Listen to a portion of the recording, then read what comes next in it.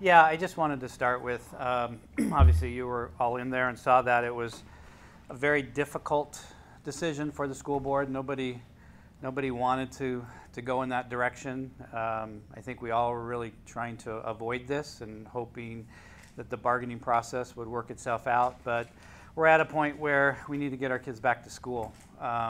We have kids that need to be in school. We have kids that, you know, schools, I think the board said it very well, school's the only safe place for them. For some of our kids, it's the only place where they can get free and reduced lunch or any kind of meal. We have students needing special services that their needs aren't being met. We have some of our highly capable kids, like our advanced placement kids, they're losing out on valuable instruction time, and the AP tests can't be changed. Some of our seniors, you know, they're going to have to be looking at applying for college transcripts early in our first semester, and when we delay that, you know, it all hurts our kids, and we just feel like we need to do something to move the process forward to get our kids back in school. So, with that, take some questions. Mark, what's the process here? You retained a law firm. Yes, so we have a law firm. I'm new at this, so I have to rely on our attorneys, but basically we'll be asking our attorney to file a court injunction to order the teachers back to work.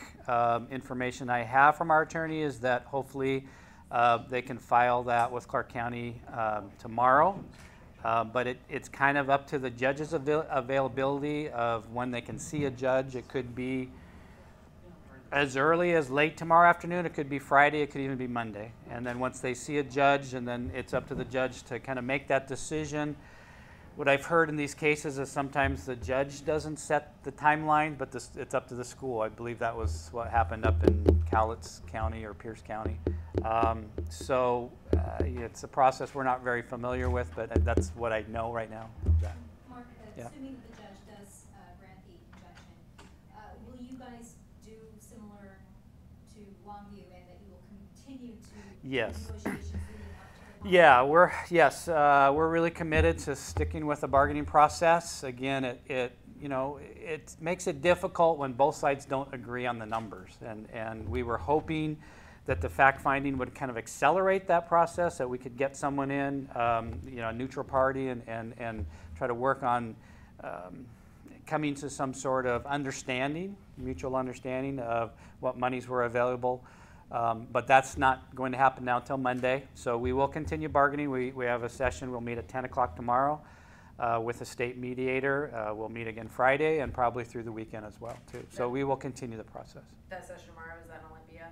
No, it's actually the state mediator will come down here. I guess he's being nice to us so we don't have to travel again. He's going to come down here and we'll meet in the district tomorrow. Mark, can you give us a little window on how these negotiations work? There's a lot of back and forth. Is it basically you guys sit in a room with the mediator and he takes that to the union and back? Yeah. So once you get to mediation, that kind of means that the face-to-face talks have kind of stalled out. So the mediator really kind of goes back and forth between each sides and tries to explain when you make an offer, because there still are offers and counter offers. We're still doing that. The mediator tries to get both sides to come closer together. At times there are sidebars when you come together and meet to explain something that the mediator doesn't want to get lost in the translation. But it is really a mediated session where he will go back and forth between the two parties.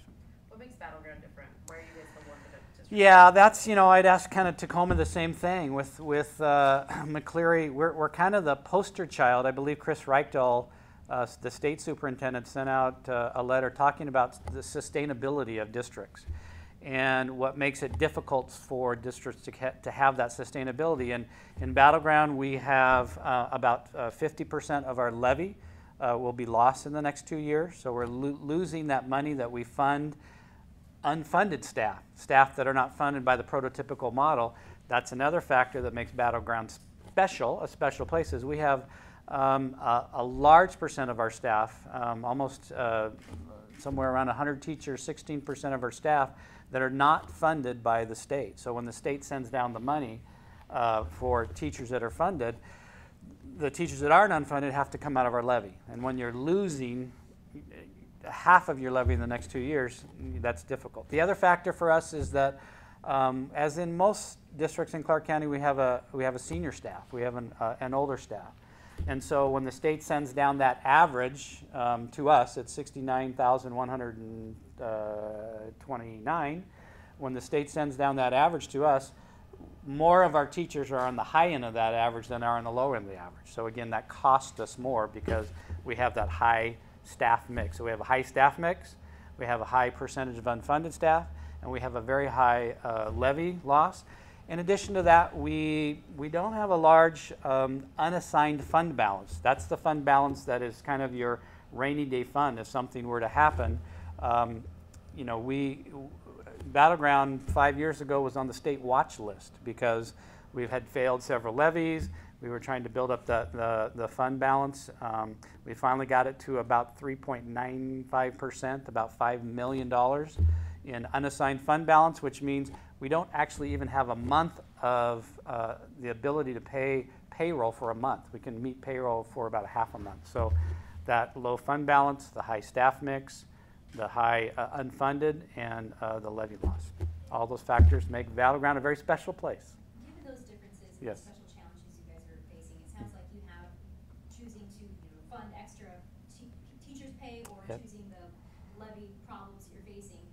Even that, what are your thoughts on people who say, well, you could lose teachers to all of these other districts now that are offering competitive wages compared to Battleground? Are you choosing to risk that? Well, again, what has set Battleground apart is that we do have those extra staff that provide supports in the classroom. And so we've depended on that. We have had teachers that have left and gone to other districts and come back here because they've said, Battleground is a pretty special place because they have school psychologist support, they have nurses on every campus, they have speech language pathologists, they have lower class sizes. That's what makes Battleground special. So yes, I think that's the decision. Are we always going to be the highest paid district? No. Are we the lowest paid district? No. Our current offer puts us somewhere in the middle of Clark and Cowlitz County. And so the choices we have made in the district is to provide our students with that extra support.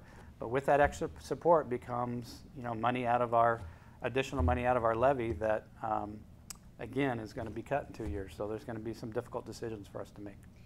So Mark, let's say the injunction does go through. Mhm. What if more than half of your district of teachers don't show up to school?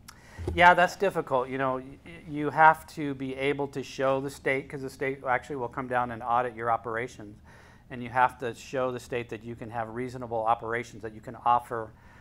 You can't just put all the kids in a gym and say we're going to operate school. So we will more than likely have a day where the teachers come in before the students do, and we'll assess how many teachers are available to us to be able to run school.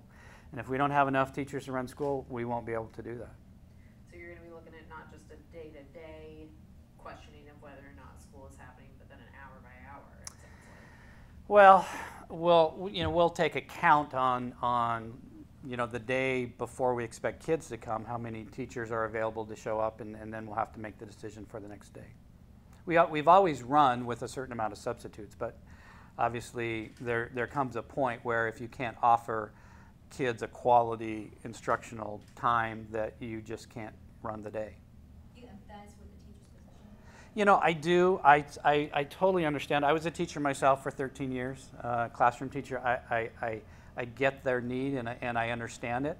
And so it's our position that we want to be fair to our teachers, but we also need to have a sustainable budget. So I have to be fair to my taxpayers too. I have to be fair to the kids that don't want to see themselves losing programs. So I certainly want to be fair to our teachers. I certainly understand their position, and I actually don't blame them, for wanting to have competitive wages. We believe what we're offering is competitive, and that we are using all of the McCleary money that was sent to us for teacher salaries. You had mentioned in the meeting that it was the BGEA attorney that asked for a delay in the fact-finding until Monday. Did you get any sense of why they wanted that delay? You'd have to ask them. We were prepared to go Wednesday, and they asked to delay it till Monday. And you'd have to ask them that question. I don't Let know. me ask you, and we've just been looking into this, but Mhm. some people have brought up that in the additional purchasing and supplies and materials budgets have seen significant increases in the Mhm. amount, almost $9 million Mhm. this year over last. I don't think I've heard the union directly say this, but there's been some intimations that the district might be trying to hide money in other areas of the budget. Can you address that? Well, our budget will be at the fact finding. It'll be open to inspection. It was open to inspection in our budget hearings at our board. I don't think, again, that we're hiding anything. I think all of those are expenses.